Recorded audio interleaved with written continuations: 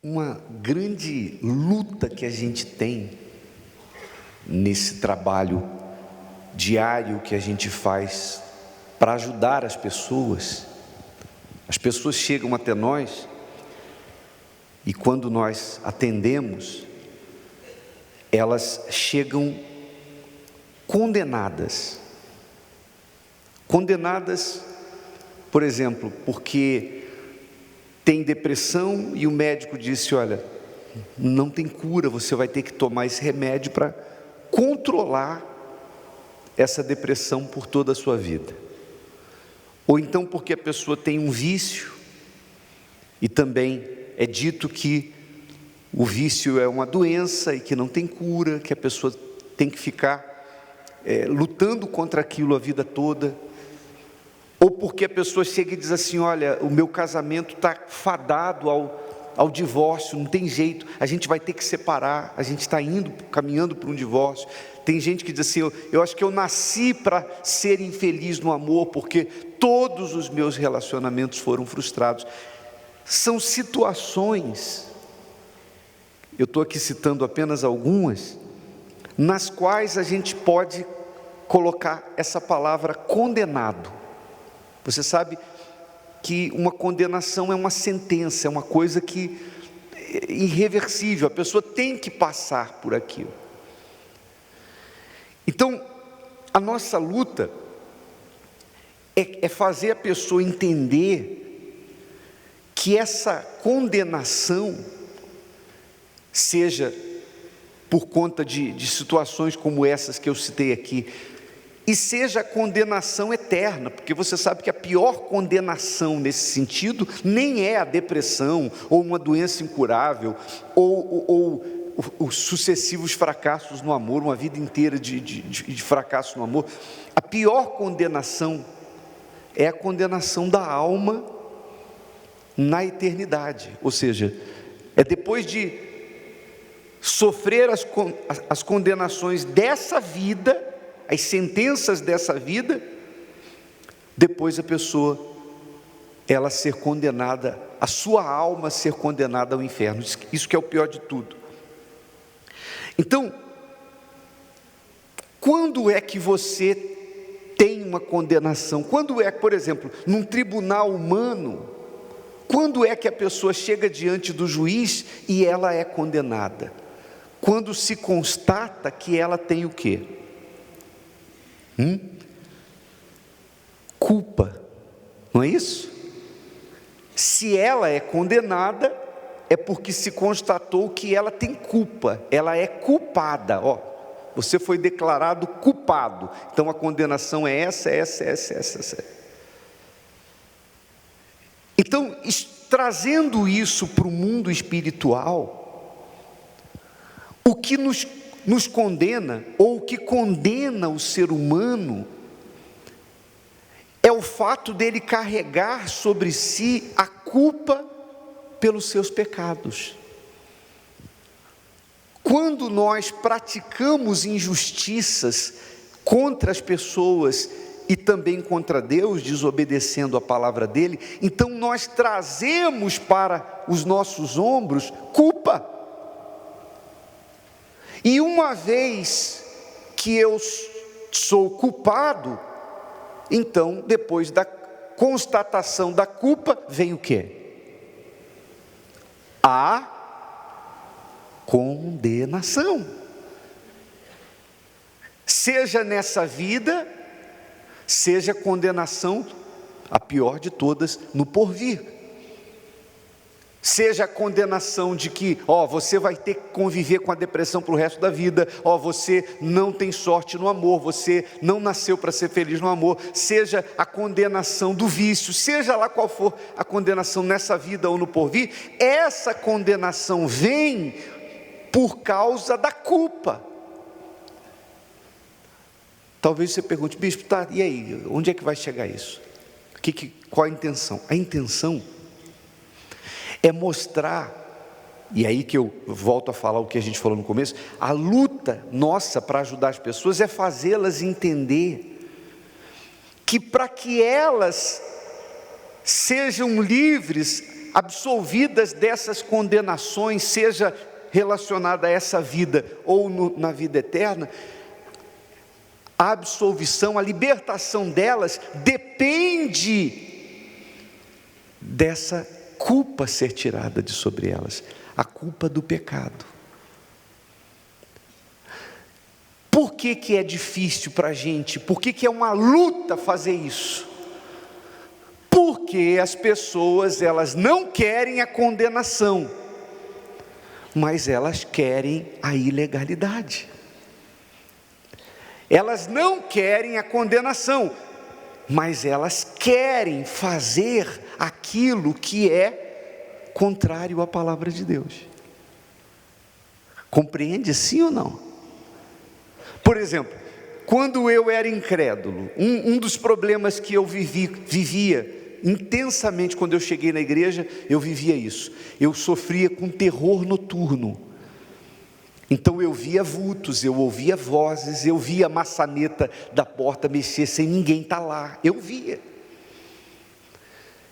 Eu acordava no meio da madrugada, da noite, ouvindo barulhos na casa, e eu não tinha coragem de abrir os olhos. E aí fica naquela situação, você nem consegue dormir de novo e nem tem coragem de abrir os olhos.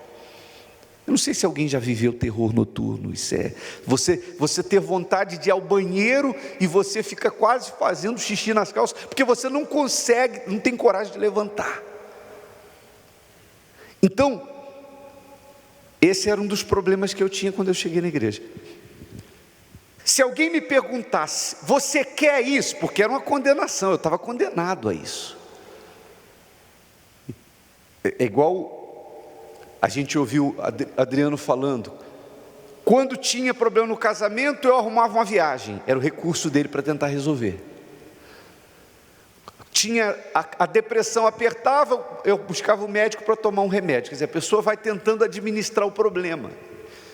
No meu caso vinha um e falava assim, para minha mãe, manda ele dormir com dente de alho na mão. Aí ia eu lá com dente de alho na mão, mas você levar alho para a cama, para não ver o tal do demônio de noite que aparecia para mim. Então dormia com alho, dormia com crucifixo, tudo que mandava a gente fazia. O demônio só faltava sentar do meu lado e ainda comer o alho.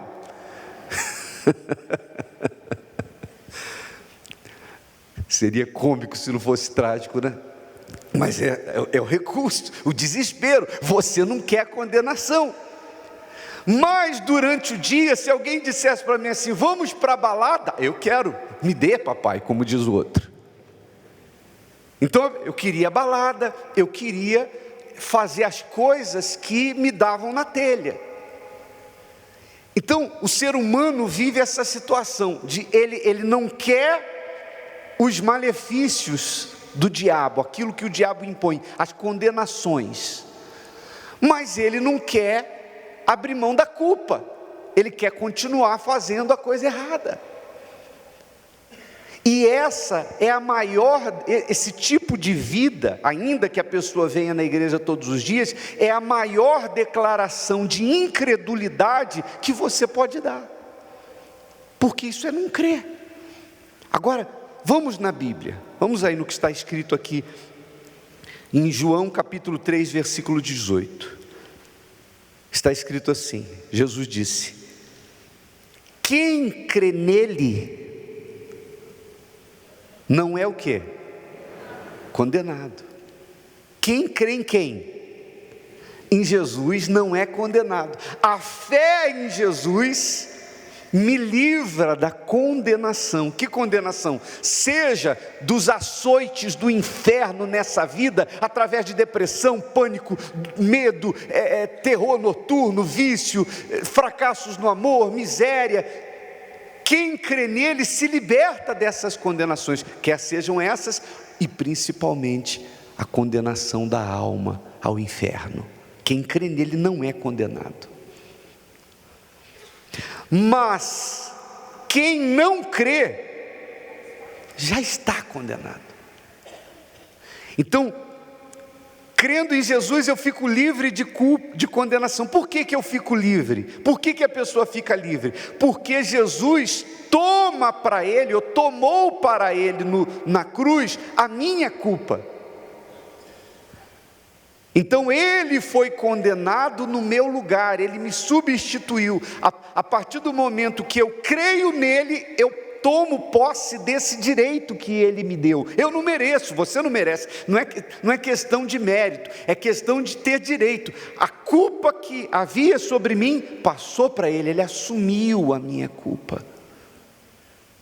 Se eu não tenho mais culpa, logo não posso ser também condenado. Amém, pessoal? Não tem mais condenação. No dia em que eu entendi isso, falando agora do meu testemunho, no dia que eu entendi isso, o terror noturno foi embora, sem alho, foi embora. Passei a não ver mais nada, passei a não ouvir mais nada, e graças a Deus, acabou a condenação. Por quê? Através da minha fé nele, acabou a minha culpa. A culpa foi para ele. Eu só tomei posse, eu só precisei crer nisso para tomar posse. Mas quem não crê, o quê? Já está condenado. Aí alguém de repente pode dizer assim: ué, bispo, eu estou na igreja, eu creio em Jesus, e eu continuo vendo vultos, ouvindo vozes, continuo sendo fracassado no amor, eu continuo no vício, eu continuo, enfim, com depressão, e eu estou vindo na igreja. Por que que eu estou assim se eu estou na igreja? Aí eu respondo: porque você não creu, porque você não crê. Ora, bispo, mas se está na igreja, como é que está na igreja e não crê? Você vai entender por que não crê. Mas quem não crê já está condenado, porquanto não crê no nome do unigênito Filho de Deus. E a condenação, olha o que é a condenação. Agora, aquilo tudo que eu falei, você vai ver aqui na Bíblia, no versículo 19. E a condenação é esta: que a luz veio ao mundo. Quem é a luz? Jesus. E os homens amaram mais as trevas do que a luz, porque as suas obras eram más.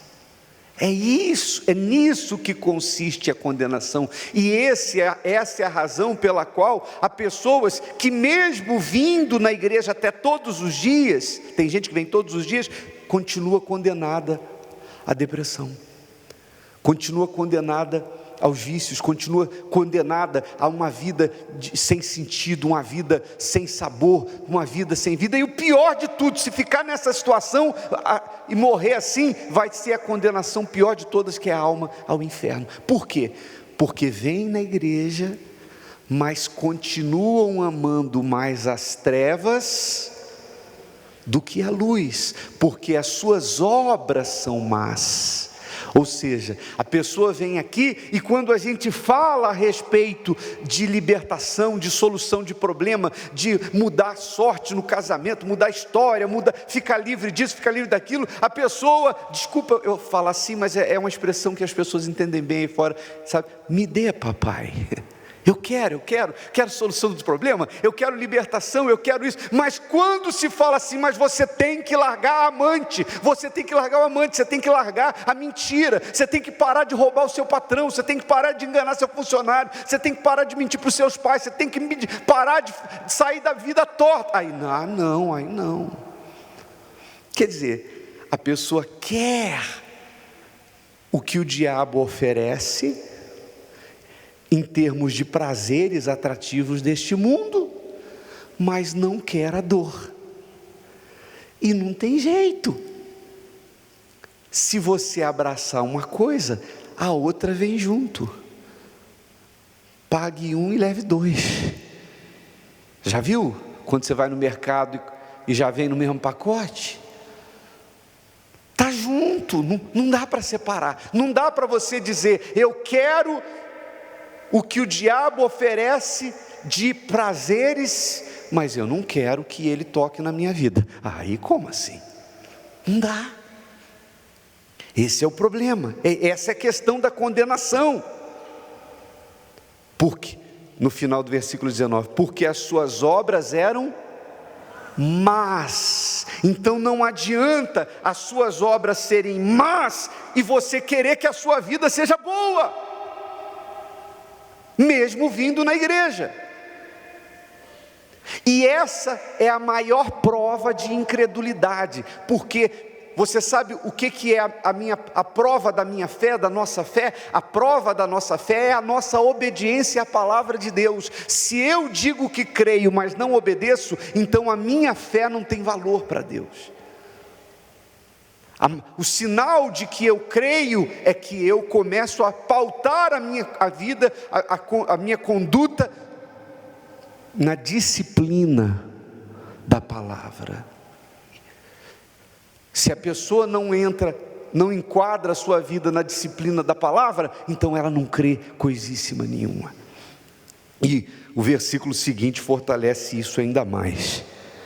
Versículo 20: porque todo aquele que faz o mal, o quê? Odeia a luz. Odeia a luz. A luz quem é? Jesus. Se a pessoa diz assim, vem aqui na igreja e diz, Jesus, eu te amo,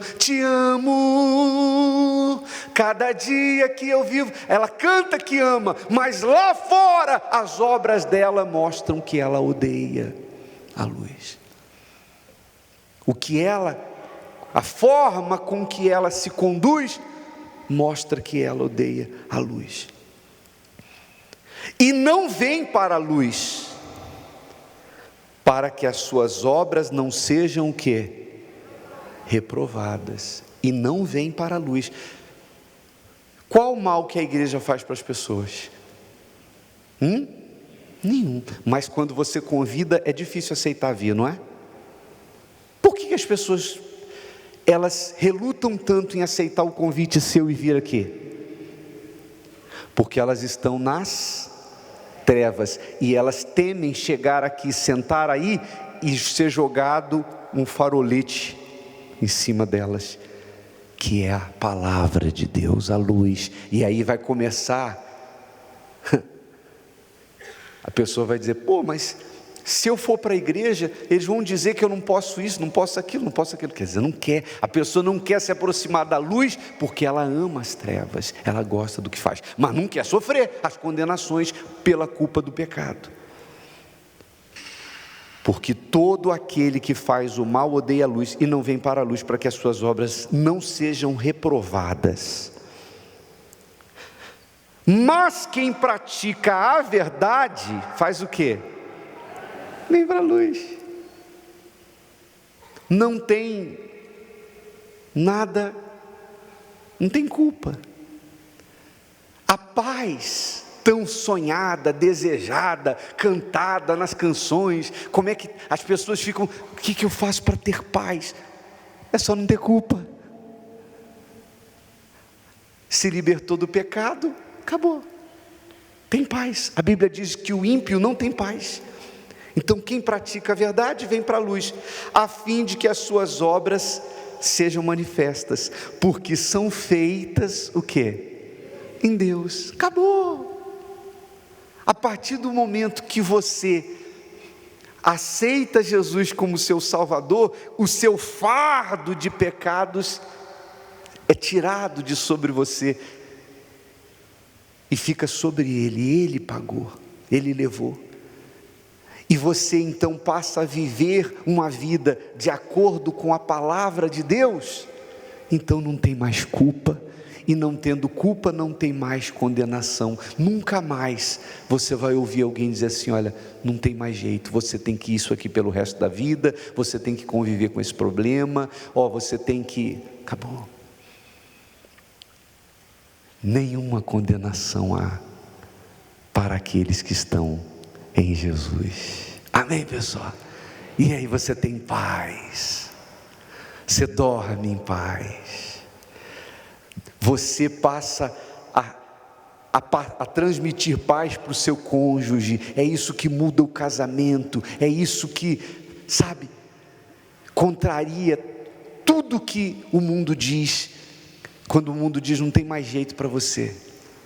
Então Na verdade, a libertação mesmo de uma pessoa não é quando a gente coloca a mão na cabeça, nas correntes aqui e fala assim, ó, sai! A libertação mesmo, a verdadeira oração de libertação é quando o ser humano se curva, se prostra, dobra os seus joelhos ou não, enfim, diz. Não sei de qual personagem bíblico você vai lembrar agora, mas é mais ou menos assim: Senhor, hoje eu resolvo que tudo que eu conquistei com falcatrua, eu vou dar metade para os pobres. E se eu defraudei alguém, Senhor, vou restituir 4 vezes mais. Jesus disse: hoje houve salvação nessa casa. Naquela hora, acabou a condenação, acabou a culpa, e ele foi salvo. Ele não falou, sai! Ele simplesmente colocou o pecado para fora. Amém, pessoal? Porque tem muita gente que dentro da igreja fala, sai! Chega lá fora, o comportamento dela diz para o diabo, volta, vem. Só falta dizer assim, era brincadeirinha, demônio, vamos dar uma voltinha que tem umas coisas boas para fazer. Quem está me entendendo?